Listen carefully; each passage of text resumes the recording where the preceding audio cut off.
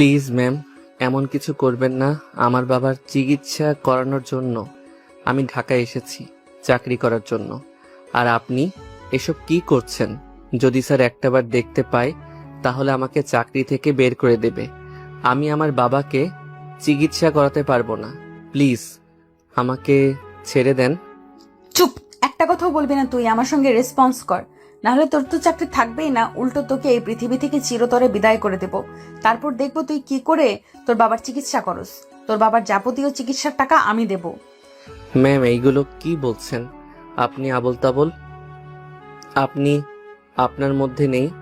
Please আমাকে ছেড়ে দেন, আমাকে যেতে দেন। যদি কেউ দেখে ফেলে এইখানে আমাদের দুজনকে এমন অবস্থায়, তাহলে পুরো অফিসে লঙ্কা কাণ্ড ঘটে যাবে। প্লিজ ছেড়ে দেন। চুপ, একদম চুপ। আমাকে আমার কাজ করতে দে। ভালোই ভালো, না হলে কিন্তু তোর খবর আছে। স্বাধীন মারিয়াকে তার কাছ থেকে অনেক ছাড়ানোর চেষ্টা করে, কিন্তু কোনোভাবেই ছাড়াতে পারে না। শেষমেশ স্বাধীন নিজের রাগকে আর কন্ট্রোল করতে না পেরে মারিয়ার গালে ঠাস ঠাস করে 2টা থাপ্পড় লাগিয়ে দেয়। মারিয়া স্বাধীনের থাপ্পড় খেয়ে যেন নিজের জ্ঞান ফিরে পায়। স্বাধীনের দিকে অগ্নিদৃষ্টি নিক্ষেপ করে অনেকক্ষণ তাকিয়ে থাকে।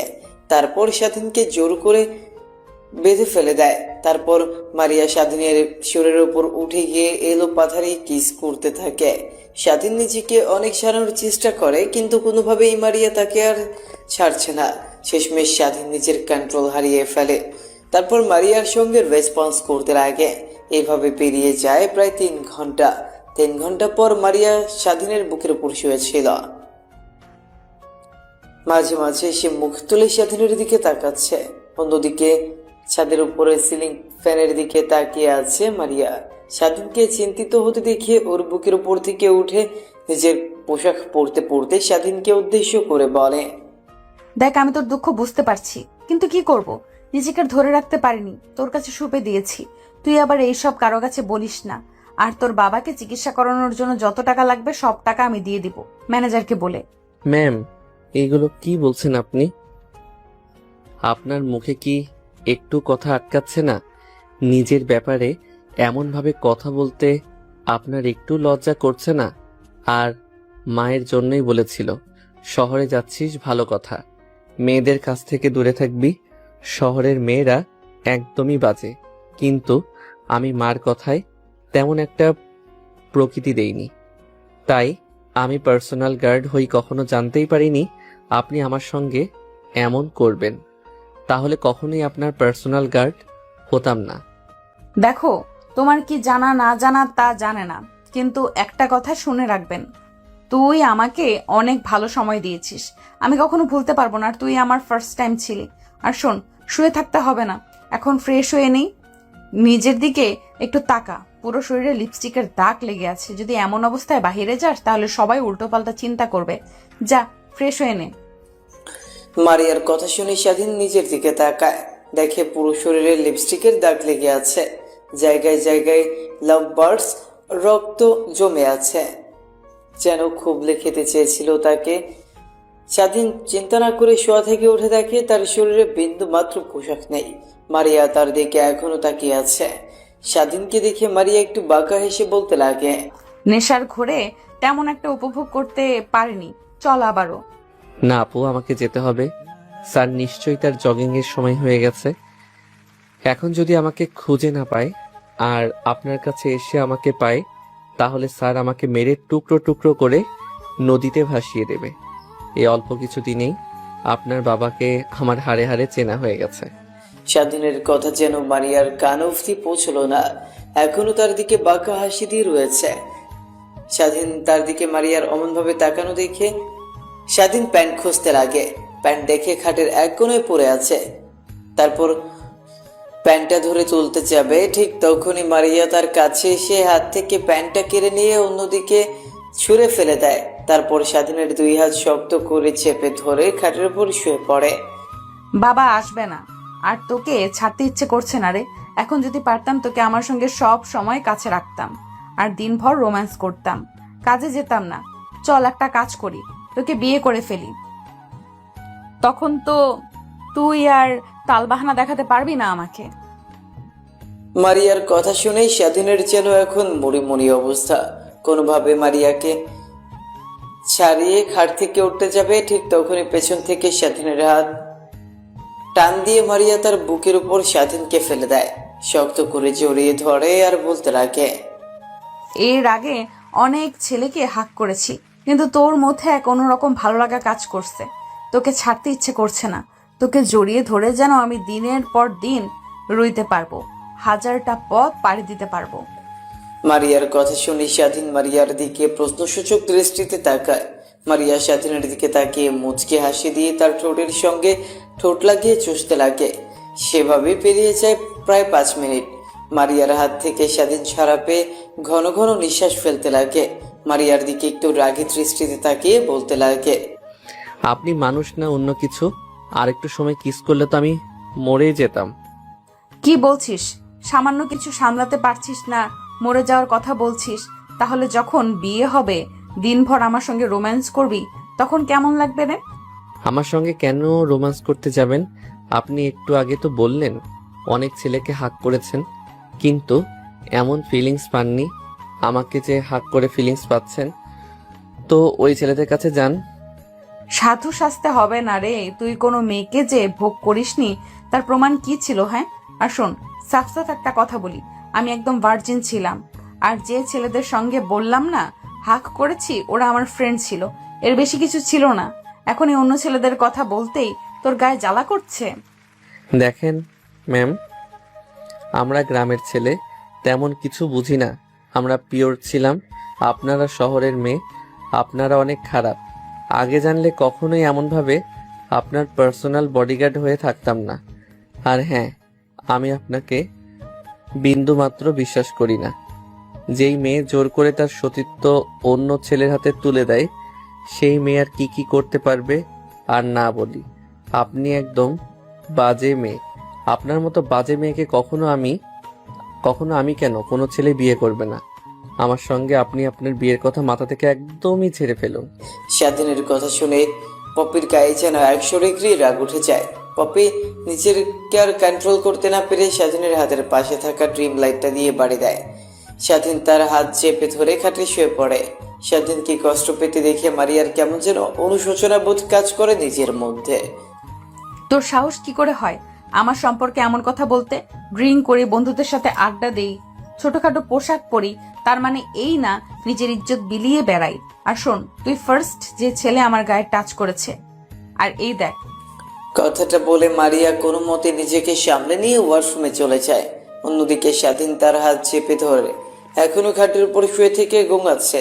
হাতের অনেক অংশে এখনো কাজ ঢুকে আছে। স্বাধীন নিজেকে আর দমাতে না পেরে অজ্ঞান হয়ে যায়। অন্যদিকে মারিয়া ওয়াশরুম থেকে বের হয়ে সামনের দিকে তাকিয়ে দেখে স্বাধীন এখনো সেই অবস্থায় খাটের উপর শুয়ে আছে। একটু চিন্তা হয়, স্বাধীনের কাছে গিয়ে গায়ে হাত দেয়, দেখে স্বাধীনের কোনো রেসপন্স নাই। অনেকটা চমকে ওঠে, নাকের সামনে হাত দিয়ে দেখে এখনো নিঃশ্বাস ফেলছে। তারপর টেবিলের উপর থেকে পানির গ্লাসটা নিয়ে এসে স্বাধীনের বুকে পানি দিতে লাগে। ঠিক তখনই স্বাধীনের জ্ঞান ফিরে আসে। হাতের ব্যথা এখন দ্বিগুণ। তারপর কোন রকম শোয়া থেকে উঠে বসে মিটমিট করে সামনের দিকে তাকিয়ে দেখে মারিয়া দাঁড়িয়ে আছে, এখনো তার হাতে পানির গ্লাস। স্বাধীন নিজেকে সামনে নিয়ে দাঁড়াতে যাবে, ঠিক তখনই তাল সামলাতে না পেরে পড়ে যেতে যাবে। ঠিক তখনই কোনো মতে মারিয়া স্বাধীনকে জড়িয়ে ধরে টাল সামলাতে না পেরে স্বাধীনকে নিয়ে খাটের উপর পড়ে যায়। স্বাধীনের চোখ বন্ধ করে ফেলে। কোনো মতে তাকিয়ে দেখে মারিয়া তার দিকে ছলো ছলো দৃষ্টিতে তাকিয়ে আছে। স্বাধীন মারিয়াকে তার কাছ থেকে সরিয়ে দিয়ে উঠে দাঁড়িয়ে রুম থেকে বের হতে যাবে। ঠিক তখনই মারিয়া স্বাধীনকে বলে, আসুন, এই অবস্থায় নিয়ে বের হোস না রুমের বাইরে। যতক্ষণ রুমের মধ্যে আছিস নিয়ে চিন্তায় আছি। তুই এইখানে বস, আমি বাইরে থেকে ফার্স্ট এড বক্স নিয়ে আসছি। তারপর তোর হাতটা ব্যান্ডেজ করে দেই। তারপর তুই না হয় ফ্রেশ হয়ে রুম থেকে বের হয়ে যাস। তোর শরীরে অনেকটা অংশ এখনো লিপস্টিক লেগে আছে। যদি নিচে চাস তাহলে বাসার সবাই অবশ্যই তোকে দেখে ফেলবে আর অনেকে অনেক কথা বলবে। মারিয়ার কথা শুনে স্বাধীন দরজার কাছ থেকে সরে এসে খাটে বসে পড়ে। মারিয়া ওয়ার্ড্রপ থেকে জামা কাপড় বের করে পরিধান করে রুমের বাইরে চলে যায়। তারপর ফার্স্ট এড বক্স নিয়ে আসে রুমে স্বাধীনের কাছে। তারপর চেয়ার টেনে স্বাধীনের সামনে গিয়ে বসে। ফার্স্ট এড বক্স থেকে সাবধান বের করে হাতে যেখানে যেখানে কাজ লেগে কেটে গেছে সেখানে সেখানে পরিষ্কার করতে লাগে। তারপর সুন্দরভাবে স্বাধীনের হাত ব্যান্ডেজ করে দেয়। স্বাধীন উঠে দাঁড়াতে যাবে, ঠিক তখনই আবার বসে পড়ে। শরীর অনেক ক্লান্ত হয়, রাতভর তার উপর অত্যাচার হয় আর হাত কেটে রক্ত বের হয়, অনেকটা ক্লান্ত সে। তারপর পপি কোনো মতে স্বাধীনকে ধরাধরি করে ওয়াশরুমে নিয়ে যায়। তারপর স্বাধীনের শরীরে যেখানে যেখানে লিপস্টিকের দাগ লেগে আছে সেখানে সেখানে ভালোভাবে পরিষ্কার করে দিতে লাগে। স্বাধীন অনেকটা অবাক হয়ে যায়, মারিয়ার মধ্যে যেন এক অন্য মেয়েকে দেখতে পাচ্ছে সে। মারিয়ার দিকে একবার নজর যেতে দেখে মারিয়ার চোখ অশ্রুতে ছলছল করছে, যেন নিমেষেই বাঁধ ভেঙে সেটা বের হতে পারে। স্বাধীনকে ফ্রেশ করে রুমে এসে স্বাধীনকে খাটের উপর বসিয়ে দেয়, তারপর যত্ন সহকারে স্বাধীনের শার্ট পরিয়ে দেয়। তারপর মারিয়া বিছানার চাদরটা তুলে অন্য আরেকটা বিছানার চাদর পেরে দেয়। স্বাধীন এখনো ঠায় মেরে সেখানে বসেছিল, ঠিক তখনই মারিয়া স্বাধীনের কাছে সে কপালে ঘন একটা চুম্বন করে। স্বাধীন বুঝতে পারে না মেয়েটির আবার কি হলো। একটু পর স্বাধীনকে ছেড়ে দিয়ে মারিয়া বলতে লাগে, সরি তোমার সঙ্গে তখন অমন ব্যবহার করার জন্য। আসলে সব মেয়ে তার উপর আরোপকে অস্বীকার করতে পারে, কিন্তু তার চরিত্রে যদি কোনো আরোপ লাগে তাহলে নিজেকে আর কন্ট্রোল করতে পারে না। তাই আমিও কন্ট্রোল করতে না পেরে তোমার সঙ্গে এমন ব্যবহার করে ফেলেছি। I am extremely sorry, please তুমি আমাকে ক্ষমা করে দাও। মারিয়ার কথা তার কান অবধি যেন এখনো পৌঁছয় না। স্বাধীন মারিয়াকে তার কাছ থেকে কোনো মতে সরিয়ে দরজা খুলে রুম থেকে বের হয়ে তার রুমে চলে যায়।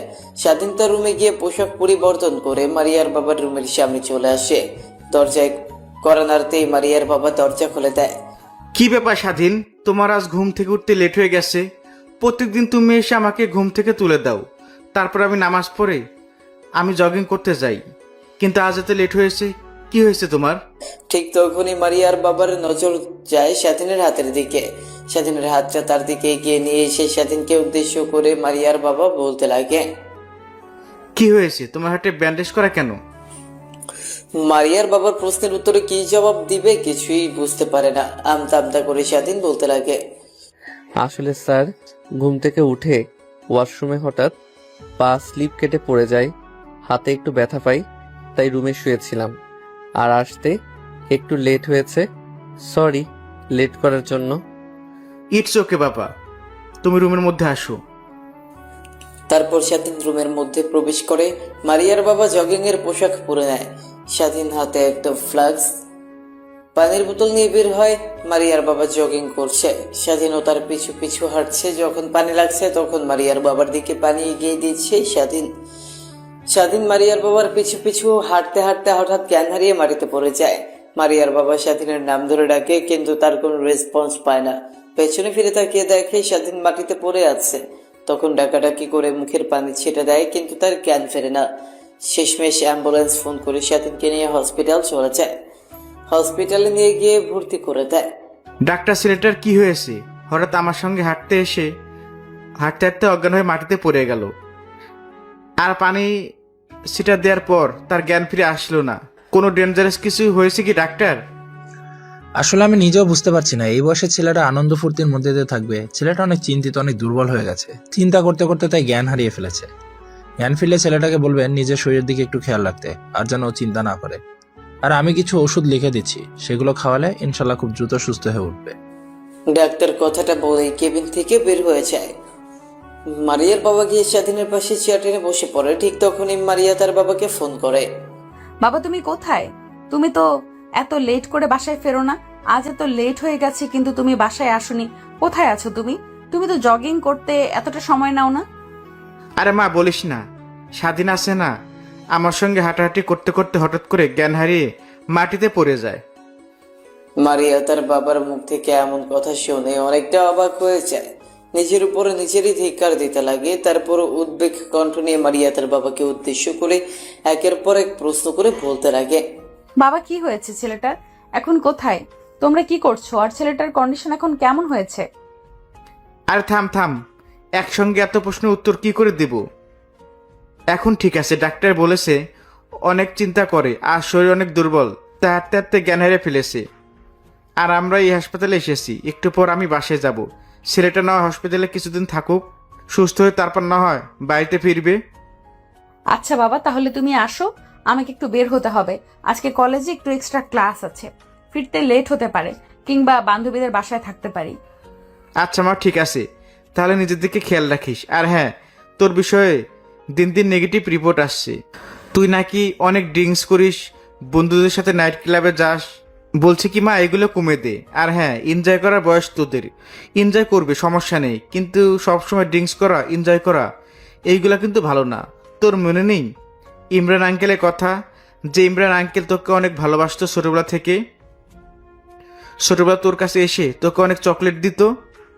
আর ওই ইমরান আঙ্কেল ড্রিঙ্কস করতে করতে তার ক্যান্সার ধরা পড়ে।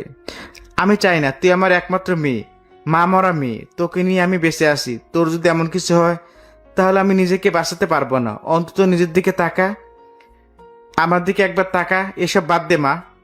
আচ্ছা বাবা, আমি আর ড্রিঙ্ক করব না। এখন সামনে এক্সাম, আমি সেই দিকেই ফোকাস দিয়েছি। আল্লাহ হাফেজ বাবা, সকালে দেখা হবে। কথাটা বলে মারিয়া ফোন কেটে দেয়। অন্যদিকে স্বাধীনের জ্ঞান ফিরতে নিজেকে হাসপাতালে আবিষ্কার করে। সামনের দিকে তাকিয়ে দেখে মারিয়ার বাবা কারো সঙ্গে কথা বলছে।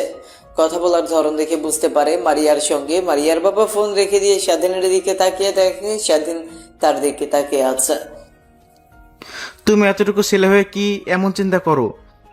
চাকরি নেওয়ার সময় তো আমার কাছে অনেক অনভিনয় করেছিলে চাকরি নেওয়ার জন্য। বাবা, তুমি আমাকে তোমার বাবা মনে করে সব কথা খুলে বলতে পারো। কি হয়েছে তোমার সঙ্গে? আমি অনেক বেটার ফিল করি তোমার সঙ্গে কথা বলে, অনেক বেটার ফিল করি। বলো বাবা, কি হয়েছে, বলতে পারো আমার সঙ্গে। মারিয়ার বাবার কথা শুনে স্বাধীন উপরের দিকে তাকিয়ে দীর্ঘ একটা নিঃশ্বাস ফেলে। শোয়া থেকে শোয়া হয়ে বসে মারিয়ার বাবার দিকে অশ্রুনয়ন দৃষ্টিতে তাকিয়ে বলতে লাগে, স্যার, আমার বাবা নেই, অনেক আগে মারা গেছে।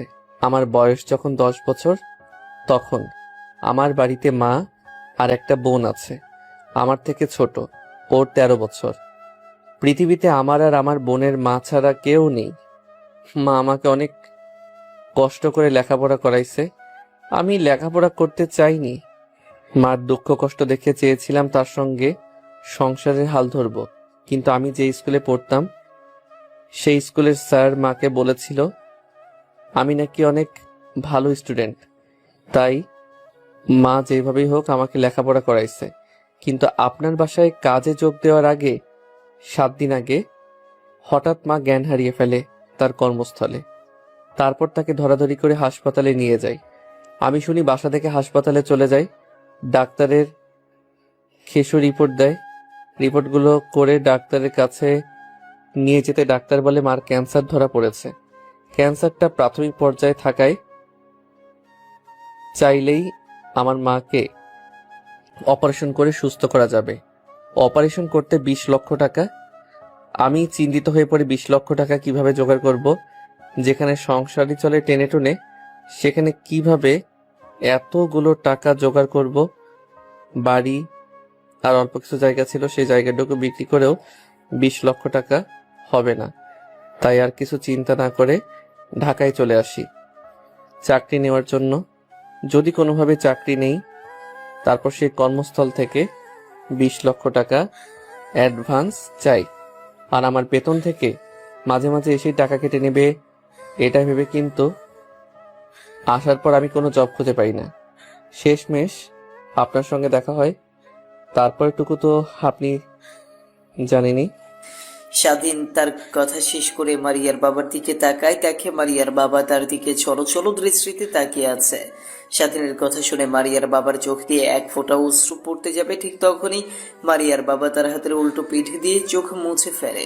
স্বাধীনের দিকে তাকিয়ে বলতে লাগে, তুমি এত কষ্ট সহ্য করছো এটুকু ছেলে হয়ে? তোমার মাথায় এত চিন্তা, আমি নিজেই ভেবে তো অবাক হয়ে যাচ্ছি। তুমি কি একটিবারও আমাকে বলেছো অযথা চিন্তা করতে হবে না? আচ্ছা বাবা, তুমি তাহলে থাকো, আমাকে অফিসে যেতে হবে। আর শোনো, তুমি পরিপূর্ণ সুস্থ না হওয়া পর্যন্ত বাসায় যাবে না, এখানেই থেকো। আমি সময় হলে তোমার সঙ্গে দেখা করতে আসব। ডাক্তার বলেছে তুমি অনেক ক্লান্ত, তোমাকে একটু রেস্ট নিতে হবে। কিন্তু স্যার, এখন তো আমি সম্পূর্ণ সুস্থ আছি। দেখুন, আপনার সঙ্গে কথা বলছি। আমি তোমার একটা কথা শুনতে চাই না। তুমি এখানে থাকবে যে পর্যন্ত ডাক্তার তোমাকে রিলিজ না করবে। কথাটা বলেই মারিয়ার বাবা কেবিন থেকে বের হয়ে যায়। অন্যদিকে মারিয়া তার বাবাকে মিথ্যা কথা বলেই তার বাবা কেবিন থেকে বের হয়ে যেতে মারিয়া কেবিনের মধ্যে প্রবেশ করে স্বাধীন অন্যদিক ফিরে শুয়েছিল। ঠিক তখনই কেবিনের মধ্যে কারো আসার শব্দ পায়। স্বাধীন দরজার দিকে তাকিয়ে দেখে মারিয়া দরজা দিয়ে কেবিনের মধ্যে ঢুকছে। স্বাধীন শোয়া থেকে একটু আধশোয়া হয়ে বসে মারিয়ার দিকে তাকিয়ে বলে, ম্যাম, আপনি এখানে? আপনি না আপনার বাবাকে বললেন আপনার কি যেন ইম্পর্টেন্ট ক্লাস আছে, তাই বাসায় ফিরতে লেট হবে, কিন্তু এখানে যে? তো কি, আমি তো আমার ইম্পর্টেন্ট ক্লাস করছি, চুপচাপ শুয়ে থাকো। আর ওই দিনের জন্য আই এম এক্সট্রিমলি সরি। আসলে নিজের রাগকে কন্ট্রোল করতে পারিনি আমি নিজের মধ্যে ছিলাম না। সত্যি কথা বলতে, তুমি যখন প্রথমে আমার বাবা তোমাকে নিজের বাসায় নিয়ে আসে তার পার্সোনাল গার্ড হিসেবে, তখন আমি বাবাকে অনেক করে বলে তোমাকে আমার পার্সোনাল গার্ড বানাই। কিন্তু তারপরও বাবা তোমাকে নিয়ে জগিং এ যায়। সেই প্রথম দেখাতেই তোমার উপর অনেকটা দুর্বল হয়ে পড়ি আমি, যা কখনো তোমাকে বলে বোঝাতে পারবো না। ম্যাম, রাখুন সেই সব কথা। তা এখন কিসের জন্য এখানে এসেছেন? আমি তোমাকে হসপিটালে ভর্তি করেছি, তাই না? রাতে তোমার উপর নির্যাতন করে আর সকালে তোমাকে মেরে তোমার যত্ন নেওয়ার জন্য আসলাম। কথাটা বলেই মারিয়া স্বাধীনের কাছে এসে চুলে হাত বোলাতে লাগে। স্বাধীন অনেকবার তার হাত সরাতে লাগে, কিন্তু মারিয়া স্বাধীনের দিকে রাগের দৃষ্টিতে তাকাতেই স্বাধীন চুপ হয়ে যায়। এইভাবে পেরিয়ে যায় অনেকটা সময়। ঠিক তখনই কেবিনের মধ্যে নার্স প্রবেশ করে। মারিয়া স্বাধীনের মাথায় হাত বুলিয়ে দিয়েছিল। নার্স তাদের দুজনকে দেখে বলতে লাগে, ম্যাম, এটা কোনো আবাসিক হোটেল না। আপনি রুমের মধ্যে এসব কি করছেন রোগীর সঙ্গে? পেছন থেকে কারো কণ্ঠস্বর শুনতে পেয়ে মারিয়া স্বাধীনের বুকের উপর থেকে মাথা তুলে পেছনের দিকে তাকাতেই নার্সটি বলতে লাগে, ও সরি সরি ম্যাম, আপনি এখানে? আর ইনি কি? এনাকে তো ঠিক চিনলাম না। ইনি কি আমাদের স্যার? নার্সের কথা শুনে মারিয়ার হাসি মাখা মুখ নিয়ে নার্সকে উদ্দেশ্য করে বলতে লাগে, ভাবতে পারেন সেই রকমই, বাট এখনো আপনার ছাড় না, অল্প কিছুদিনের হবে। মারিয়ার কথা শুনছিল নার্স আর তার কাজ করছিল। স্বাধীনকে ইঞ্জেকশন দেওয়া শেষ করে কেবিন থেকে নার্স বের হয়ে যেতেই স্বাধীন মারিয়াকে উদ্দেশ্য করে রাগী কণ্ঠ নিয়ে বলতে লাগে, ম্যাম, এগুলো কি বলছেন আপনি? দিন দিন আপনি কেমন যেন হয়ে যাচ্ছেন। আমি নিজেই আপনাকে চিনতে পারছি না। কিন্তু দেখেন, আপনি যদি এমন করেন তাহলে কিন্তু কাজ ছেড়ে দিতে আমি বাধ্য হব।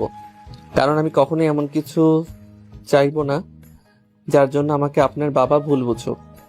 আমি আপনার বাবার হাত জোড়াজোড়ি করে চাকরি নিয়েছিলাম। আমি তার কথার বরখেলাপি করতে পারবো না, তার সঙ্গে বিশ্বাসঘাতকতা করতে পারবো না। আমার বাবা মা আমাকে সেই শিক্ষা দেয়নি।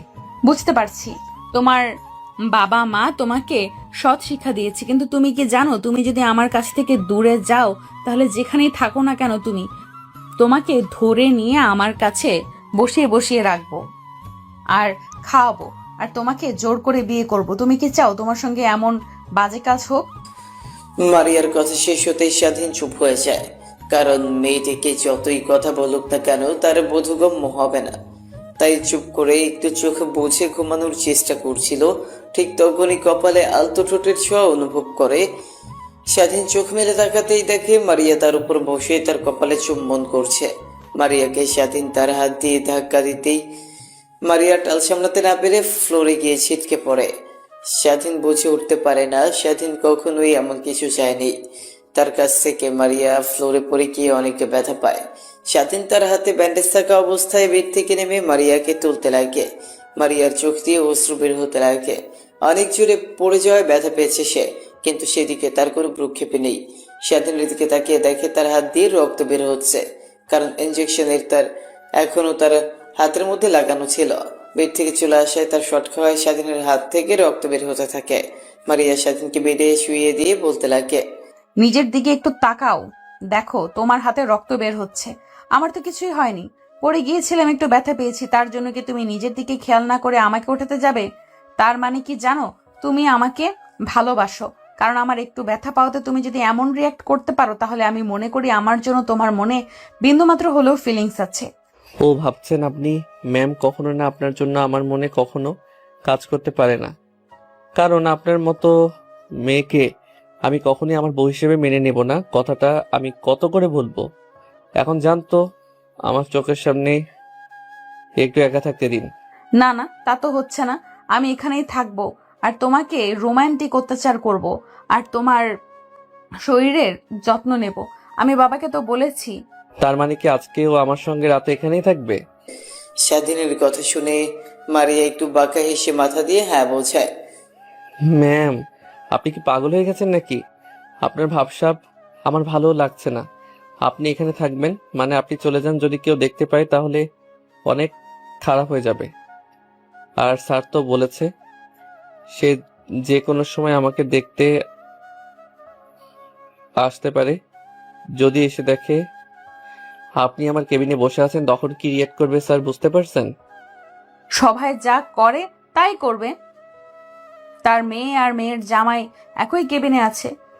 দেখ ভালো, আপনার সঙ্গে কথা বলে। কথাটা বলেই স্বাধীন অন্য পাশ ফিরে জানলা দিয়ে বাহিরের দিকে তাকিয়ে আছে। বসে উঠতে পারে না। সময়টা কত হয়েছে, হাতে ফোনটা নিয়ে দেখে তার মায়ের অনেকগুলো মিস কল। স্বাধীন অবাক হয়ে যায়। অবাক হয়ে স্বাধীন তার মায়ের কাছে ফোন করতে যাবে, ঠিক তখনই তার মা ফোন করে বসে। স্বাধীন ফোন রিসিভ করে কানের পাশে ধরতেই ওই পাশ থেকে তার মা বলতে লাগে, কিরে বাবা, তোকে সে কখন থেকে ফোন করছি কিন্তু তোর ফোনের সারা শব্দ পাচ্ছি না। ফোনটা একবার রিসিভ করছিস না, কি হয়েছে তোর জানিস? তোকে নিয়ে একটা খারাপ স্বপ্ন দেখেছি আমি, তাই তোকে নিয়ে অনেক চিন্তা হচ্ছে রে বাপ। তুই বাসায় চলে আয়, তোর বাবার রেখে যাওয়া জমি তুই কাজ করে খা। আমাকে তো চিকিৎসা করাতে হবে না।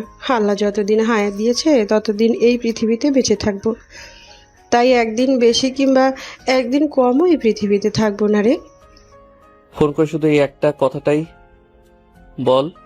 আসলে কাজের চাপ অনেক তো, তাই ফোন হাতে নিয়ে দেখিনি। আচ্ছা, তোমার এখন শরীরের কি অবস্থা? আর বোনের কি খবর? ও ঠিক মতো স্কুলে যাওয়া আসা করে না তো? হ্যাঁ যাই তো, ও তোর সঙ্গে কথা বলার জন্য পাগল হয়ে গেছে, কিন্তু তুই তো তখন ফোন ধরলি না, স্কুলে গেছে। সেটা যখন তোকে আবার ফোন করব তখন না হয় তুই ফোন রিসিভ করিস। আচ্ছা মা। তারপর স্বাধীন তার মায়ের সঙ্গে কথা বলতে লাগে। অন্যদিকে মারিয়া পাশে চেয়ার নিয়ে বসে স্বাধীন তার মায়ের সঙ্গে কথোপকথনগুলো শুনছিল আর মুচকে মুচকে হাসছিল। আসলে মারিয়ার মা অনেক আগেই মারা গিয়েছে, তার জন্মের 2 বছর পর। গল্পে অনেকটা দূরেই তো চলে আসলাম। এবার আপনাদেরকে নায়ক আর নায়িকার পরিচয় করিয়ে দিই। নায়কের নাম স্বাধীন, মা বাবার একমাত্র সন্তান, ছোট্ট একটা বোন আছে। স্বাধীনের বাবা একটা রোড অ্যাক্সিডেন্টে অনেক আগেই মারা গিয়েছে। তারপর তার মা স্বাধীনকে আর তার বোনকে অনেক কষ্ট করে লালন পালন করে। অন্যদিকে মারিয়া বড়লোক বাবার একমাত্র মেয়ে। মারিয়ার মা অনেক আগেই মারা গিয়েছে। তার বয়স যখন 2 বছর ছিল তখন মারিয়ার মায়ের ক্যান্সার হয়ে মারা যায়। এরপর মারিয়ার বাবা দ্বিতীয়বার আর বিয়ে করেনি, কারণ সৎ মা এসে তার মেয়ের সঙ্গে কেমন ব্যবহার করবে এই জন্য।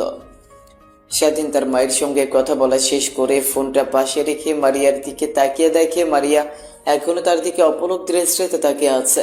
মারিয়াকে তাকাতে দেখে স্বাধীন তার মুখের সামনে তুড়ি বাজাতে মারিয়ার যেন ধ্যান ভেঙে যায়। শাশুড়ি মা কি করে জানলো তোমার কিছু হয়েছে? আর তুমি তো তোমার মাকে কিছুই বললে না। তুমি হসপিটালে ভর্তি, অনেক ক্লান্ত হয়ে। কি বলছেন আপনি শাশুড়ি মা? মানে আর হ্যাঁ, মাকে বলতে যাব কেন? সে শুনলে অনেক চিন্তা করবে আমাকে নিয়ে। অযথা তাকে চিন্তায় ফেলতে যাব কেন? আর হ্যাঁ, আপনি নেক্সট টাইম থেকে আমার মাকে শাশুড়ি মা বলবেন না। একবার বলবো, 1000 বার বলবো, 100 বার বলবো। আপনি কি করবেন? আমার মুখ দিয়ে বলবো আমি। আপনি বলার কে? স্বাধীন জানে এখন মারিয়াকে যতই ভাবে বোঝানোর চেষ্টা করুক না কেন কিন্তু কোনোভাবেই বুঝবে না। তাই স্বাধীন তার মাথার নিচে হাত দিয়ে অন্য হাত তার চোখের উপরে রেখে একটু ঘুমানোর চেষ্টা করে। ঘুমানোর চেষ্টা করতে সারাদিন স্বাধীন ঘুমের জগতে পা দেয়। অন্যদিকে তার দিকে একটা তীক্ষ্ণ দৃষ্টি তাকিয়ে আছে। এভাবে পেরিয়ে যায় অনেকটা সময়। স্বাধীন ঘুম থেকে উঠে আজানের শব্দে চারদিকে তাকিয়ে দেখে সন্ধ্যা নেমে এসেছে। বুঝতে পারে এটা মাগরিবের আযান দিয়েছে। স্বাধীন শোয়া থেকে উঠে বসতে যাবে, ঠিক তখনই বুকের উপর ভার অনুভব করে। বুকের দিকে তাকিয়ে দেখে তার বুকের উপর কেউ একজন শুয়ে আছে। চুলগুলো সরিয়ে দেখে মারিয়া শুয়ে আছে। ঘুমন্ত চেহারা যেন এক অন্যরকম ভালো লাগা কাজ করে স্বাধীনের মধ্যে। কে বলবে এই মেয়েটা ঘুমের রাজ্য থেকে ফিরে এলে রাগী বদমেজাজে একটা মেয়ে হয়ে যায়। কথাগুলো ভাবতে ভাবতে স্বাধীন মারিয়ার দিকে তাকিয়েছিল। ঠিক তখনই মারিয়ার ঘুম ভেঙে যায়। স্বাধীন কি করবে বুঝে উঠতে পারে না, তাই পুনরায় কেবিনে শুয়ে পড়ে যেন মারিয়া বুঝতে না পারে। একটু পর মারিয়ার ঘুম ভেঙে গেলে স্বাধীনের দিকে কিছুক্ষণ তাকিয়ে থাকে, তারপর তার কপালে আলতো করে একটা চুমু দিয়ে শোয়া থেকে উঠে বসে পড়ে। তারপর কেবিন থেকে কোথায় যেন চলে যায়। মারিয়া কেবিন থেকে চলে যেতে স্বাধীন হাঁপ ছেড়ে বাঁচে। হয়তো মেয়েটা চলে গেছে বাসায়, এমনটাই ভাবতে লাগে। ভাবতে ভাবতে ফোনটা হাতে নিয়ে তার মার কাছে ফোন করে তার ছোট বোনের সঙ্গে কথা বলতে লাগে। কথা বলছিল, ঠিক তখনই খট করে দরজা খোলার শব্দ পায়। দরজার দিকে তাকিয়ে দেখে মারিয়া তার হাতে অনেকগুলো খাবারের বক্স নিয়ে কেবিনের মধ্যে প্রবেশ করছে। স্বাধীন তার মার সঙ্গে সংক্ষিপ্ত কিছু কথা বলে ফোন রেখে দিয়ে মারিয়ার দিকে তাকিয়ে বলতে লাগে, আপনি বাসায় যাননি এখনো? এইখানে যে আমি এত ভেবেছি, আপনি আমি আমি তো ভেবেছি আপনি বাসায় চলে গেছেন। তোমাকে হসপিটালে এরকম ভাবে রেখে আমি কি করে বাসায় থাকতে পারি বলো? তাই যাইনি। আর কিছুই তো খাওনি তুমি, এদিকে আসো, তোমাকে খাইয়ে দিচ্ছি। আমার ক্ষুধা লাগেনি, আপনি খান। বললেই হলো ক্ষুধা লাগেনি মানে? সে কখন থেকে না খেয়ে রয়েছো, নিশ্চয়ই তোমার অনেক ক্ষুধা লেগেছে। মুখে মুখে বলছো না। এদিকে আসো, তোমাকে আমি খাইয়ে দিচ্ছি। আচ্ছা ম্যাম, আপনাকে খাইয়ে দিতে হবে না, আমাকে দিন, আমি নিজের হাতে খেতে পারবো। মহান আল্লাহ তাআলা আমাকে হাত দিয়েছে, আমি কেন পরনারীর হাত দিয়ে খাবার খাবো? বড় নারী মানে? কিছুদিন পরে তোমাকে বিয়ে করব। আর হ্যাঁ, আমি বলেছি খাইয়ে দেব তো খাবে। আমার মুখে মুখে তুমি দিন দিন অনেক কথা বলছো, যা আমার একদমই পছন্দ নয় কিন্তু। স্বাধীন মারিয়ার মুখের উপর আর কোনো কথা না বলে মারিয়ার কথা অনুযায়ী খাবার খেতে লাগে। মারিয়া স্বাধীনকে খাবার খাইয়ে দিয়ে পানি খাইয়ে দেয়, তারপর পুনরায় তার সামনে চেয়ারে বসে ফোনে ফেসবুক স্ক্রলিং করছিল। অন্যদিকে স্বাধীনের কপালে চিন্তার ভাঁজ পড়ে যায় আর মনে মনে ভাবতে লাগে। ঠিক তখনই মারিয়ার দিকে একটু বাঁকা চোখ নিয়ে তাকিয়ে স্বাধীন আর মনে ভাবতে লাগে, এখানে বুঝি আমার আর চাকরি করা হচ্ছে না ম্যাম? দিন দিন আমার সঙ্গে যেরকম আচরণ করা শুরু করেছে, যদি স্যার কোনোভাবে টের পেয়ে যায় তাহলে আমাকে চাকরি থেকে বের করে দেবে। আমি আমার মার চিকিৎসা করাতে আর পারবো না। জানি না ম্যাম এরকম করছেন কেন, আগে তো এরকম ছিল না, হঠাৎ করে কি হলো তার? না, যেভাবে হোক আমাকে ম্যামের কাছ থেকে দূরে থাকার চেষ্টা করতে হবে। যদি না পারি তাহলে সব ইচ্ছায় তার কাছ থেকে দূরে চলে যাব, যেন আমাকে আর সে কখনোই খুঁজে না পায়। এতটা দূরে চলে যাব। ঠিক তখনই মারিয়ার দিকে একটু বাঁকা চোখ নিয়ে তাকিয়ে স্বাধীন আর মনে ভাবতে লাগে, কি মায়াবী চেহারা, তার দিকে একবার কেউ যদি তাকায় তাহলে দৃষ্টি সরাতে পারবে না। কিন্তু সে আমার মধ্যে কি এমন খুঁজে পেয়েছে যে আমার উপর উঠে পড়ে গেছে? নাকি সবগুলো তার ভোগ বিলাসিতার জন্য সে আমার সঙ্গে হাতে ওইসব করে অনেক মজা পেয়েছে, তাই আমাকে তার কাছে যাচ্ছে? ছি ছি স্বাধীন, তুই এগুলো কি ভাবছিস? আনমনে কথাগুলো বলছিল আর নিজেকে নিজেই বোঝাচ্ছিল। ঠিক তখন মারিয়া ফোন সাইডে রেখে কেবিনে বসে স্বাধীনের মাথা তার কোলের উপর রেখে মাথায় হাত বুলাতে লাগে। জানি না রে, পিছে তোর মধ্যে কি এমন লুকিয়ে আছে যে তোর প্রতি আমাকে এতটা দুর্বল করে ফেলেছে। বিশ্বাস কর, তোকে ছাড়া এক মুহূর্তও আমার থাকতে ভালো লাগে না। তুই বাসা থেকে বের হলে আমার যেন দম বন্ধ হয়ে যায়। কখন তোর সঙ্গে দেখা করব, এই 2 মাসে বুঝে গিয়েছি তোকে ছাড়া আমি একদমই অচল। তোকে যে করেই হোক আমার লাইফে আমার আগামী পথ চলার জন্য লাগবে। তুই কি হবি আমার আগামী পথ চলার সঙ্গী? ছি ছি স্বাধীন, তুই এগুলো কি ভাবছিস? দেখুন ম্যাম, আপনি অনেক সুন্দর, আপনি বেটার কাউকে ডিজার্ভ করেন, আমাকে না। আমি সামান্য একটা ছেলে, মাসে কয়টা টাকা উপার্জন করি বলেন? আপনি কখনোই আমার কাছে আর সুখে থাকতে পারবেন না। আপনি বড়লোক বাবার একমাত্র মেয়ে, যার কিনা প্রত্যেক দিন সে টাকা খরচ করে আমি তা 1 মাসে উপার্জন করে। আপনি কখনোই আমার কাছে সুখে থাকতে পারবেন না ম্যাম। আগে থেকে বেটার হবে আপনি অন্য কাউকে আপনার জীবন সঙ্গী হিসেবে চয়েস করেন, আমাকে না। স্বাধীনের কথা শেষ হতেই মারিয়া এসে স্বাধীনের মুখে এলো পাথরে কিস করতে লাগে। স্বাধীন থমেরে মারিয়ার প্রত্যেকটা কিস অনুভব করতে লাগে। একটু পর মারিয়া স্বাধীনকে ছেড়ে দিয়ে বলতে লাগে, শোনো, তোমাকে কিস করার বিন্দু মাত্র ইচ্ছা আমার ছিল না, কিন্তু তুমি নিজেই তা করে নিলে। হ্যাঁ, আরেকটা কথা, তুমি যদি কখনো আমাকে ম্যাম বলে ডাকো বা আপনি করে ডাকো তাহলে তোমার খবর আছে। এখন থেকে তুমি করে আর আমার নাম ধরে কিংবা জান সোনা এসব বলে ডাকবে। দেখুন, আপনি আমার মালকিন, তো আপনাকে ম্যাম বলে ডাকবো, এটাই তো বাস্তব। আমি কখনো আপনাকে নাম ধরে কিংবা তুমি করে ডাকতে পারবো না। স্বাধীনের কথা শেষ হতেই মারিয়া স্বাধীনকে আবার কিস করতে লাগে। প্রায় 5 মিনিট পর স্বাধীনকে ছেড়ে দেয়। স্বাধীন হাঁপাতে লাগে। মারিয়া মুচকি একটু বাঁকা হেসে স্বাধীনকে উদ্দেশ্য করে বলে, এখনো কি তুই তোর আগের সিদ্ধান্তে অটুট থাকবি নাকি আমাকে কিংবা আপনি করে বলি এই রোমান্টিক অত্যাচার সহ্য করবি? কোনটা বাকি তোর ইচ্ছে? স্বাধীন ভালো করেই জানে তার সঙ্গে যত কথা বাড়াবে ততই তার জন্য খারাপ। তাই মারিয়ার কোল থেকে মাথা সরিয়ে বালিশের উপর রাখতে যাবে। শক্ত করে মারিয়া স্বাধীনের মাথা তার পায়ের উপর রেখে বলতে লাগে, এত ঢং দেখাতে হবে না, চুপচাপ এখানেই শুয়ে থাক।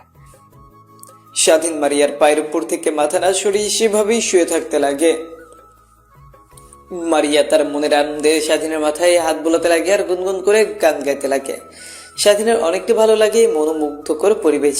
এইভাবে পেরিয়ে যায় পুরো দিনটা। স্বাধীনের কাছ থেকে একটু পরে মারিয়া বিকালের দিকে ডাক্তার চেক আপ করতে কেবিনে আসে। ঠিক তখনই স্বাধীনের চোখে কিছু একটা পড়ে।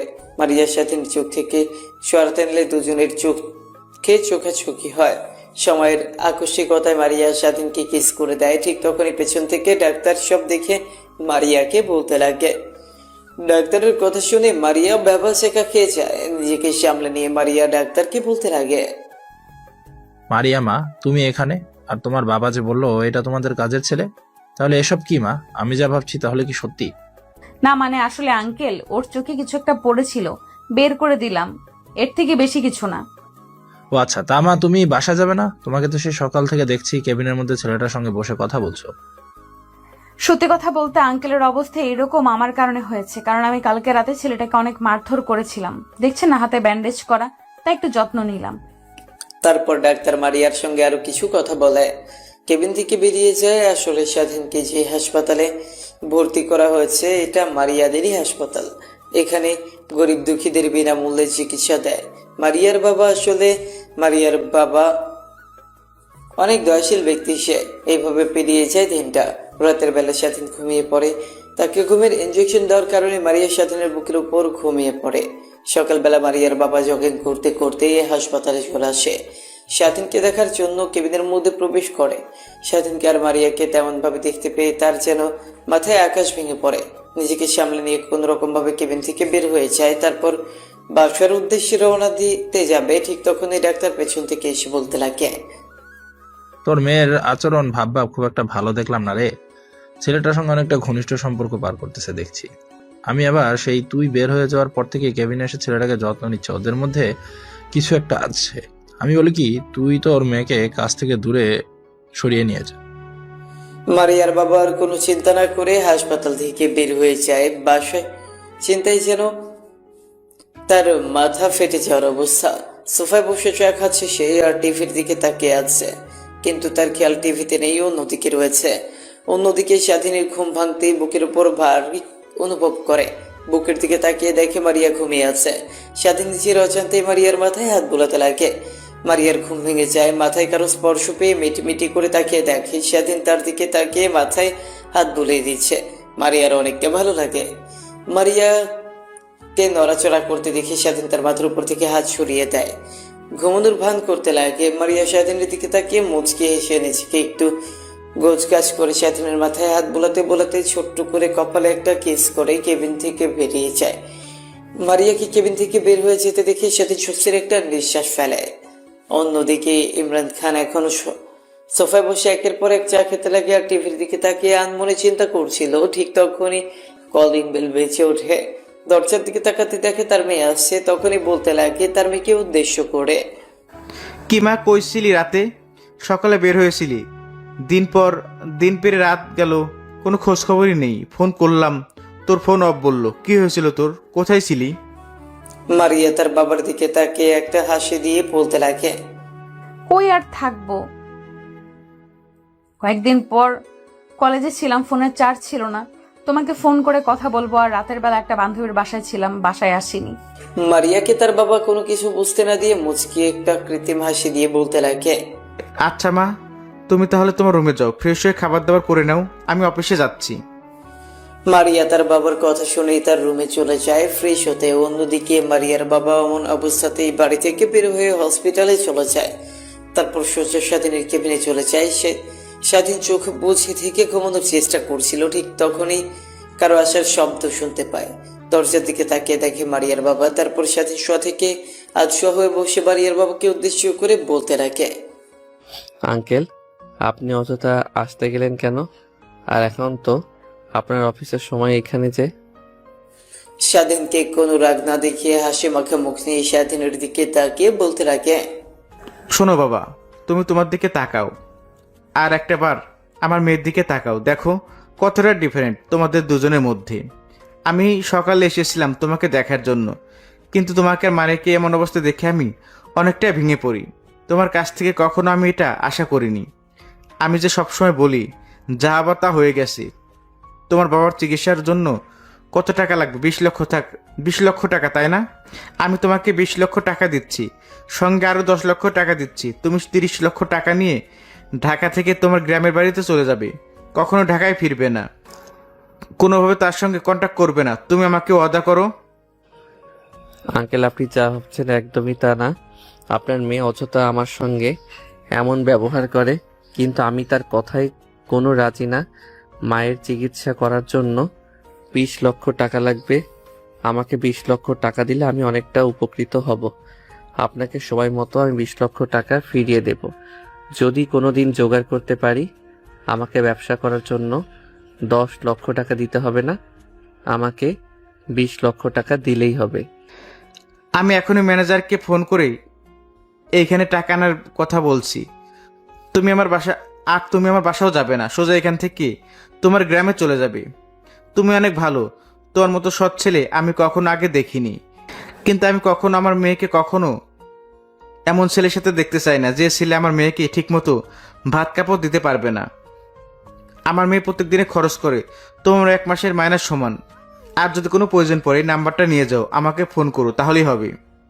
কথাটা বলেই মারিয়ার বাবা কেবিন থেকে বের হয়ে যায়। তারপর ম্যানেজারকে ফোন করে টাকা আনতে বলে। একটু পর ম্যানেজার টাকা নিয়ে চলে আসে। তারপর স্বাধীনকে টাকা দিলেই তা নিয়ে স্বাধীন হাসপাতাল থেকে বের হয়ে বাসার উদ্দেশ্যে রওনা দিতে যাবে।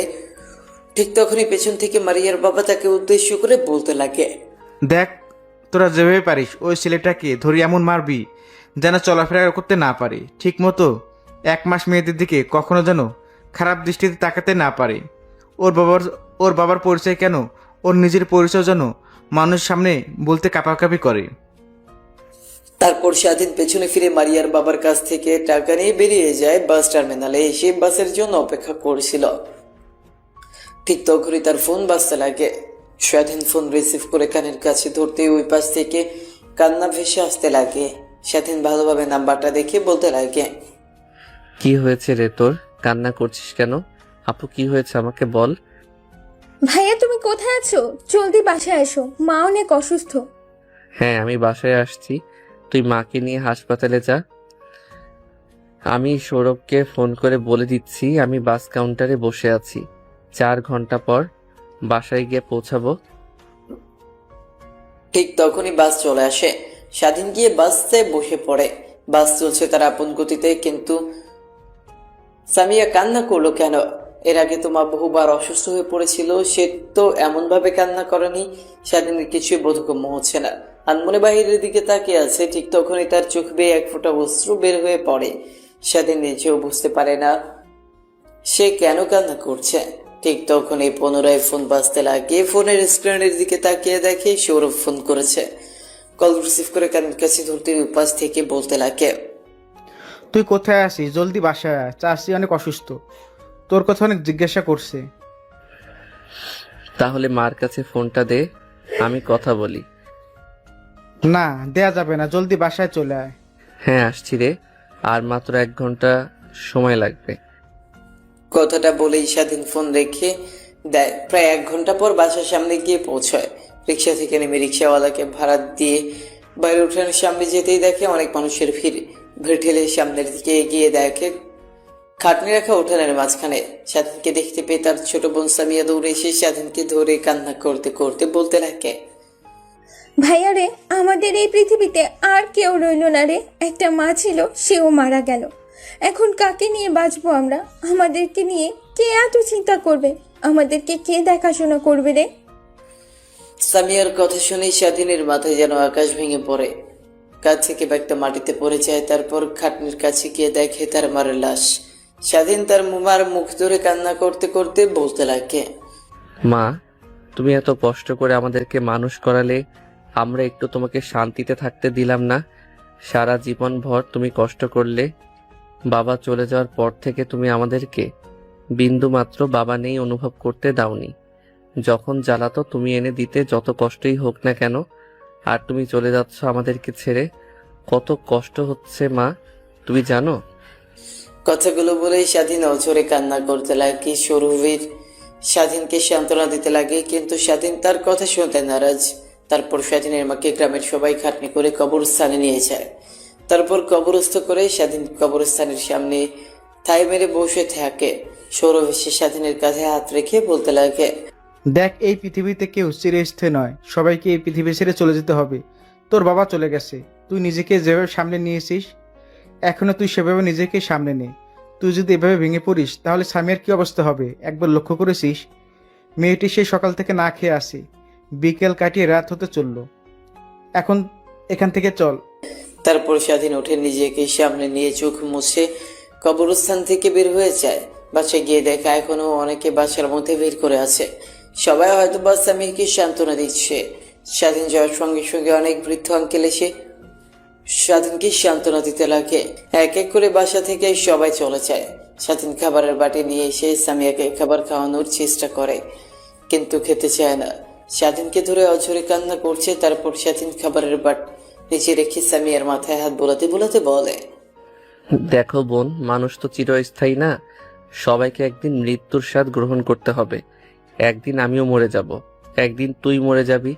তাই বলে কি না খেয়ে থাকবি? না খেয়ে থেকে নিচের দিকে একবার খেয়াল করেছিস কি অবস্থা হয়ে গেছে তোর? এদিকে আয়, খাইয়ে দিয়ে। তুই না খাইলে কিন্তু আমিও খাবো না। স্বাধীনের কথা শুনে সামিয়া মুচকে হাসি দেয়। তারপর নিজেকে সামনে নিয়ে খাবার খেতে লাগে। তারপর সামিয়া স্বাধীনকে খাবার খাইয়ে দিতে লাগে। এইভাবে কেটে যায় 5টা বছর। এই তোমাদের সমস্যা কি? প্রত্যেক দিন এখানে দাঁড়িয়ে থেকে মেয়েদেরকে র্যাগিং দাও। তোমাদের লজ্জা কর না? তোমাদের বাসায় মা বোন নেই? কলেজে তোমরা আসো কি এইসব করার জন্য? আমি কিন্তু তোমাদের হয়ে প্রিন্সিপাল স্যারের কাছে অভিযোগ দেব। তারপর আমি দেখি তোমাদের কি করে এই কলেজে পড়ালেখা করো। ম্যাডাম, আপনার কাজ আমাদেরকে শিক্ষা দেওয়া, আমাদের ক্লাসরুমের মধ্যে, কিন্তু বাইরে না। আপনি আপনার কাজ করেন, আমরা আমার কাজ করি। আর কি বললেন? আমাকে কলেজ থেকে বের করে দিবেন? হাসি পাইলো। আপনি আমাকে কলেজ থেকে বের করে দিবেন? আমি কি, আপনি হয়তো জানেন না, আমি কলেজের সভাপতির ছেলে। আমাকে দেখে সঙ্গ প্রিন্সিপাল স্যারও ভয় পায়, আর সেই কিনা আমাকে কলেজ থেকে বের করে দিবে? ম্যাম, আসেন তো। এই জানোয়ারের বাচ্চাগুলোর সঙ্গে কথা বলে কোনো লাভ নেই।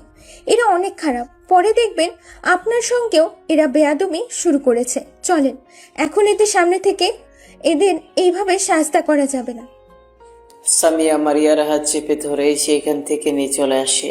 সামিয়া ক্লাসরুমে চলে যায়। অন্যদিকে মারিয়া সোজা প্রিন্সিপাল স্যারের রুমে গিয়ে প্রিন্সিপাল স্যারকে উদ্দেশ্য করে বলতে লাগে, স্যার, আপনাকে এত করে বলছি কিন্তু আপনি কোনো ব্যবস্থাই নিচ্ছেন না।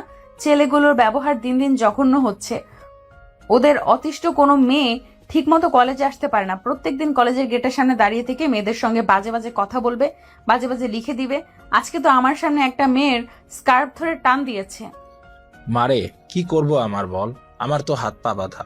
ওই ছেলেগুলোর সঙ্গে কখনোই পেরে উঠতে পারবো না। ওদের ডান হাত এই শহরের আন্ডারওয়ার্ল্ডের বড় ডন। সবাই তাকে দেখে ভয় পায়, আমরাও তাকে দেখে ভয় পাই। আর বিশেষ কথা হলো, ও ছেলেটা হচ্ছে আমাদের কলেজের সভাপতির ছেলে। ওর জন্য একটু দাপট দেখে চলাফেরা করে। মুখ বুঝে সহ্য করা ছাড়া আর কিছুই করতে পারি না। কিন্তু আমি করব না। আমার বাবার সম্পর্কে আপনি তেমন একটা ধ্যান রাখেন না। কালকে থেকে দেখবেন ছেলেগুলোর প্রত্যেকটা মেয়েকে সম্মান করে চলবে। মা, এমন কিছু করো না যাতে তোমার নিজের বিপদ ডেকে নিয়ে আসো। নিজের দিকে খেয়াল রেখে কাজ করো। কথাটি বলেই মারিয়া কেবিন থেকে বের হয়ে আসে। তারপর তার বাবাকে ফোন করে ছেলেদের বিষয়ে সব কথা বলতে লাগে। মারিয়ার বাবা আগে আন্ডারওয়ার্ল্ডের বড় ডন ছিল। সে থেকে সবাই তাকে অনেক সম্মান করে। কিন্তু একদিন মারিয়ার মা ক্যান্সার আক্রান্ত হয়। মরে যাওয়ার সময় বলেছিল আন্ডারওয়ার্ল্ড লাইন থেকে সে যেন সরে আসে, খুন খারাপি যেন আর না করে। সেই থেকে মারিয়ার বাবা ভালো মানুষ হয়ে সমাজে চলাফেরা করে। মারিয়ার বাবা কথাটা শুনে অনেকটা রেগে যায়। তারপর কেউ একজনকে ফোন করে, দেখ, তোরা যেভাবে পারিস ওই ছেলেটাকে ধরে এমন মারবি যেন চলাফেরা করতে না পারে, ঠিক মতো 1 মাস মেয়েদের দিকে কখনো যেন খারাপ দৃষ্টিতে তাকাতে না পারে। ওর বাবার পরিচয় কেন, ওর নিজের পরিচয় যেন মানুষের সামনে বলতে কাঁপাকাঁপি করে। ওকে স্যার, কালকে থেকে দেখবেন ছেলেগুলো সকলকে সম্মান করে চলছে। তাহলে আমি ফোন রাখি, আর কোনো দরকার পড়লে আমাকে ফোন করবেন। মারিয়ার বাবা ফোন রেখে দেয়। কেবিনের মধ্যে বসেছিল, ঠিক তখনই কেবিনের মধ্যে মারিয়ার বাবার ম্যানেজার প্রবেশ করে মারিয়ার বাবাকে বলতে লাগে, স্যার, আজকে শেখ ইন্ডাস্ট্রির সঙ্গে ডিল রয়েছে। যে ডিলটা করার জন্য আমরা পিক আপ তো 1 বছর ধরে ওয়েট করছিলাম। তারা আজকে ফোন করে আমাদেরকে তাদের কোম্পানিতে যেতে বলেছে। আমাদের প্রোডাক্টের স্যাম্পলগুলো নিয়ে যেতে তাদের যদি পছন্দ হয় তাহলে তারা অনেক চড়া দামে আমাদের কাছ থেকে প্রোডাক্ট কিনবে। তাহলে আমি গিয়ে প্রোডাক্টের স্যাম্পলগুলো প্রস্তুত করছি, আর আপনি রেডি হয়ে নিন, এখনই বের হব। কথাটি বলেই কেবিন থেকে ম্যানেজার বের হয়ে যায়। অন্যদিকে মারিয়ার বাবা ফ্রেশ হয়ে নিয়ে বের হয়। বাইরে এসে দেখে ম্যানেজার দাঁড়িয়ে আছে। তারপর তাকে নিয়ে বেরিয়ে যায় সে ইন্ডাস্ট্রির মেন কার্যালয়ে। ইন্ডাস্ট্রি কোম্পানিতে গিয়ে দেখে অনেক মানুষের ভিড়, শুধু তাদের সঙ্গে ডিল করার জন্য। কিন্তু সে ইন্ডাস্ট্রি এত খামখেয়ালি করে না, ভালো মালামাল আর সুন্দর প্রোডাক্ট ছাড়া কখনোই কারোর সঙ্গে ডিল করে না। এর অল্প দিনে এই শেখ ইন্ডাস্ট্রি পৃথিবীর মাঝে নাম করে ফেলেছে, তাই এখন বাংলাদেশ স্টকন দখল করে রেখেছে তারা। অন্যদিকে মারিয়ার বাবার জানার আগ্রহ, মাত্র 24 বছরের একটা ছেলে মাত্র 4 বছরে কোম্পানি খুলে সেটা আবার বাংলাদেশের টপে নিয়ে গেছে। তীব্র আকাঙ্ক্ষা নিয়ে কেবিনের বাইরে বসে আছে। তখনই মারিয়ার বাবা ডাক আসে কেবিনে। মারিয়ার বাবা আর ম্যানেজার প্রবেশ করে চেয়ারটের সামনে বসে পড়ে। অন্যদিকে শেখ ইন্ডাস্ট্রির মালিক পত্রিকা পড়ছিল। মুখের সামনে থেকে পত্রিকাটা সরাতেই মারিয়ার বাবা অবাক হয়ে সামনে থাকা লোকটার দিকে তাকিয়ে আছে। মুখ ফসকে বের হয়ে যায়, বাবা স্বাধীন, তুমি এখানে? তাহলে কি তুমি কি সেই ইন্ডাস্ট্রির মালিক? স্বাধীন মারিয়ার বাবাকে এখানে দেখতে পেয়ে অবাক হয়ে যায়। তারপর নিজের চেয়ার থেকে নেমে মারিয়ার বাবার সামনে এসে তার পা ধরে সালাম করতে করতে বলতে লাগে, জি স্যার, আমি সেই স্বাধীন যাকে দরিদ্র বলেছিলেন, যার মার চিকিৎসা করানোর জন্য 20 লক্ষ টাকা দিয়েছিলেন, আমি সে। তুমি এইখানে? I am not believe this boy. মারিয়ার বাবার কথা শুনে স্বাধীন মুচকে একটা হাসি দেয়। তারপর তারা চেয়ারে গিয়ে টেবিলের উপর থাকা কলিং বেলটা বাজাতেই সেখানে পিয়ন চলে আসে। তারপর পিয়নকে উদ্দেশ্য করে স্বাধীন বলতে লাগে, আজকে আর কারোর সঙ্গে দেখা করব না, আজকে ভালো লাগছে না। আমার বাহিরে যারা আছে সবাইকে যেতে বলুন। পিয়ন স্বাধীনের কথা শুনে বাইরে গিয়ে সবাইকে চলে যেতে বলে। সবাই চলে যায়। অন্যদিকে স্বাধীন মারিয়ার বাবাকে উদ্দেশ্য করে বলতে লাগে, স্যার, আজকে এইসব যা দেখছেন সব আপনার। আপনি আমাকে 20 লক্ষ টাকা দিয়েছিলেন না? সেই টাকা থেকে আজ 20,000 কোটি টাকার মালিক আমি হতে গেলে সবকিছু আপনার। আমি শুধু বুদ্ধি খাটিয়ে ইউজ করেছি। কেন বাবা? তুমি তো তোমার মায়ের চিকিৎসা করানোর জন্য 20 লক্ষ টাকা নিয়েছিলে, তার মানে কি তোমার মার চিকিৎসা করাওনি? মারিয়ার বাবার কথা শুনে স্বাধীন উপরের দিকে তাকিয়ে দীর্ঘ একটা নিঃশ্বাস ফেলে বলতে লাগে, না স্যার, আপনার কাছ থেকে টাকাগুলো নিয়ে বাসে উঠতে যাব, ঠিক তখনই বাসা থেকে ফোন আসে মা অনেক অসুস্থ। টাকা নিয়ে যেতে যেতে মা মারা গেছে। অনেকটা ভেঙে পড়ি। ছোট্ট বোনের দিকে তাকিয়ে নিজেকে সামলে নেই। তারপর ঢাকায় চলে আসি। 20 লক্ষ টাকা দিয়ে ছোট্ট একটা ব্যবসা প্রতিষ্ঠানগুলি সেই থেকে আজ এতদূর পর্যন্ত এসেছে। আমি তোমার চোখে স্পষ্ট বিজয়ের লক্ষণ দেখেছিলাম। তুমি অনেক বিনয়ী, তুমি অনেক সৎ, এর জন্য তুমি আজকে এই পর্যায়ে আসতে পারছো। তোমার কোম্পানির প্রোডাক্ট সবই চোখ বুঝে কিনতে পারে, অন্যরা কোম্পানির প্রোডাক্টস কিনতে পারে না বলে সেসব কথা। আই এম এক্সট্রিমলি সরি, সেদিন তোমাকে অপমান করে 20 লক্ষ টাকা দিয়ে হাসপাতাল থেকে বের করে দিয়েছিলাম তার জন্য। না স্যার, কে বলছেন এইগুলো আপনি? সেদিন আমাকে কোথায় আপনি অপমান করেন? শুধু নিজের মেয়ের ভালো চেয়ে আমাকে তার কাছ থেকে সরিয়ে দিয়েছিলাম, আর সেই কারণেই আজ আমি সফল। তা স্যার, মারিয়া ম্যাডাম এখন কেমন আছে? হ্যাঁ, অনেক ভালো আছে। তারপর স্বাধীনের সঙ্গে টুকটাক অনেক কথা বলতে লাগে মারিয়ার বাবা। এভাবে অনেকটা সময় পার হয়ে যায়। মারিয়ার বাবা কোম্পানির সঙ্গে ডিলটা কনফার্ম করলো। মারিয়ার বাবা কোম্পানি থেকে বের হয়ে তার মেয়েকে ফোন করে।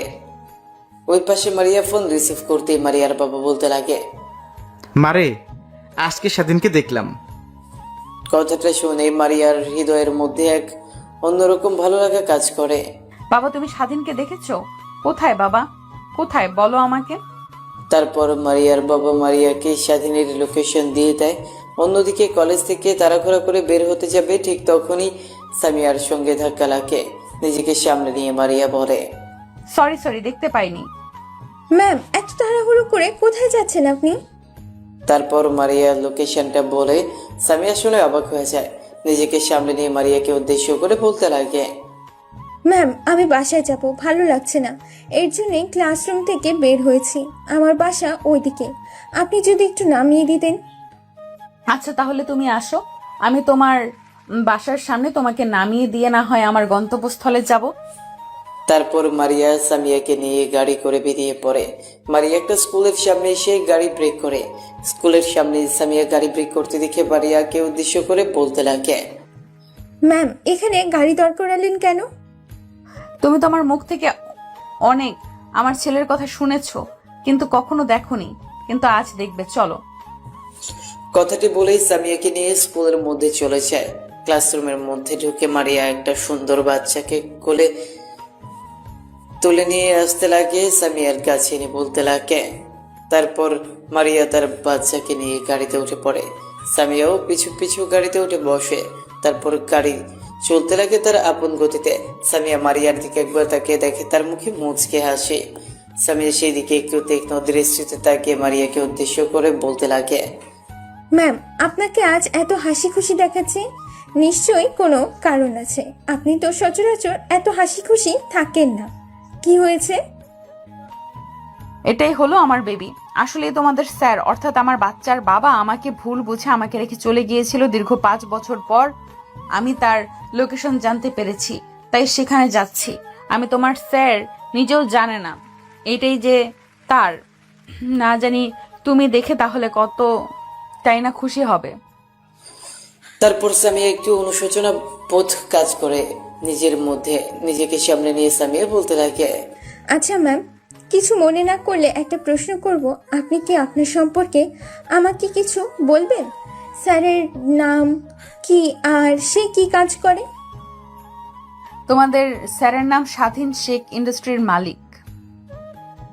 কি ম্যাম, সত্যি? মালিক, হ্যাঁ সত্যি, কিন্তু আগে তোমাদের স্যার এমন ছিল না, অনেক গরিব ছিল। জানি না হঠাৎ করে এত বড়লোক কোটিপতি কি করে হয়ে গেল। আজ কাজ করছিলাম, ঠিক তখনই বাবা ফোন করে বলল স্বাধীনকে সে দেখেছে এই ঠিকানায়, তাই আমি সেখানেই যাচ্ছি। সামিয়ার সঙ্গে কথা বলতে বলতে মারিয়া লোকেশনের চলে আসে। গাড়িটা ব্রেক করে নেমে যায়। তার ছেলেকে কোলে তুলে নিয়ে সামিয়াকে উদ্দেশ্য করে বলতে লাগে, তাহলে তুমি বাসায় চলে যাও, আমি ভেতরে যাব। কথাটা বলেই মারিয়া কোম্পানির ভেতরে ঢুকে পড়ে।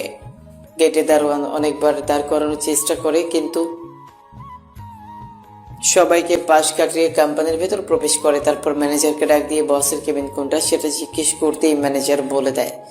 খট করে দরজা খুলে কেবিনের মধ্যে ঢুকে দেখে স্বাধীন ল্যাপটপে কাজ করছিল। হঠাৎ খট করে দরজা খোলাই সামনের দিকে তাকিয়ে দেখে দাঁড়িয়ে আছে তারপর একটা ফুটফুটে সন্তান। আনুমানিক বয়স 4 থেকে 4.5 বছর হবে। মারিয়া স্বাধীনের কাছে গিয়ে স্বাধীনকে জড়িয়ে ধরে এলো পাথরে চুমু খেতে লাগে। স্বাধীন বিরক্ত হয়ে মারিয়াকে ধাক্কা দিয়ে নিজের কাছ থেকে সরিয়ে দিয়ে বলতে লাগে, কে আপনি? আর আপনার সাহস কি করে হয় আমাকে এসে জড়িয়ে ধরে আমাকে কিস করার? তুমি আমাকে চিনতে পারছো না? আমি মারিয়া। আমি মারিয়া নামের কাউকে? আপনি এখন এখান থেকে আসতে পারেন। মারিয়া স্বাধীন নিজেদের মধ্যে কথা কাটাকাটি করছিল। ঠিক তখনই মারিয়া স্বাধীনের ছেলে স্বাধীনের কাছে এসে তার হাত চেপে ধরে বলতে লাগে। ছেলেটার কথা শুনে স্বাধীন নিমিষেই থমকে যায়। ছেলেটার দিকে ভালোভাবে তাকিয়ে দেখে একদম তার মতো দেখতে হয়েছে। ছেলেটাকে কোলে তুলে নিয়ে এলো পাথারি মুখে স্বাধীন তার ছেলেকে ধরে বলতে লাগে। ছেলেটার কথা শেষ হতেই স্বাধীন রাগী দৃষ্টিতে মারিয়ার দিকে তাকায়। মারিয়া মাথা দিয়ে হ্যাঁ বোঝায়। স্বাধীন তার ছেলেকে শক্ত করে জড়িয়ে ধরে বলতে লাগে, কে তোমার বাবা আর আমাকে তুমি বাবা বলছো যে? আমি তো আর কারোর কিছুই হই না। সে আমাকে জড়িয়ে ধরে 5 বছর অনুশোচনা কাটাবে, ছেলে পেয়েছে এতেই হবে। কথাটি বলে মারিয়া অন্য পাশ ফিরে তাকায়। স্বাধীন তার ছেলেকে কোলে তুলে মারিয়াকে জড়িয়ে ধরে কপালে চুমু দিতে লাগে। ঠিক তখনই খট করে দরজা লাগানোর শব্দ শুনতে পায়। দরজার দিকে তাকিয়ে দেখে সামিয়া মারিয়া একটু অবাক হয়ে সামিয়াকে উদ্দেশ্য করে বলে, সামিয়া তুমি এখানে যে, আর তুমি বাসায় যাওনি? আমার তো একই প্রশ্ন ভাইয়া, তুমি বিয়ে করেছো আমাকে না জানিয়ে, তাও আবার 5 বছর আগে। মারিয়া, তুমি সামিয়াকে চেনো? চিনবে না কেন? সামিয়া তো আমাদের কলেজেই পড়ালেখা করে, চিনবো না কেন? ভাইয়া তুমি কিন্তু আমার প্রশ্ন পাস করতে যাচ্ছ, আমার উত্তরটা আমাকে দাও। তারপর স্বাধীনের থেকে শেষ পর্যন্ত খুলে বলে। তারপর স্বাধীনের কোল থেকে তার ছেলেকে নিজের কোলে নিয়ে বলতে লাগে, তোমাদের দুজনের সঙ্গে আমার কোনো কথা নেই। আরে আমার ভাস্তিকে নিয়ে আমি গেলাম, তোমরা এখানেই থাকো, বাসায় গেলে কিন্তু তোমাদের খবর আছে। কথাটা বলেই স্বাধীনের ছেলেকে নিয়ে সামিয়া কেবিন থেকে বেরিয়ে যায়। সামিয়া কেবিন থেকে বেরিয়ে যেতেই স্বাধীন মারিয়াকে শক্ত করে জড়িয়ে ধরে কিস করতে লাগে।